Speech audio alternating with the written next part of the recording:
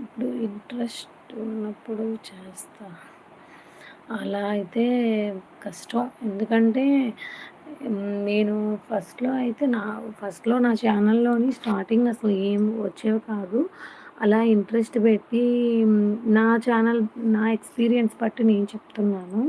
నా ఛానల్‌లో అయితే ఫస్టు సబ్స్క్రైబర్స్ పెరిగేవారు కాదు. వ్యూస్ గూడా పెద్దగా వచ్చేవి కాదు.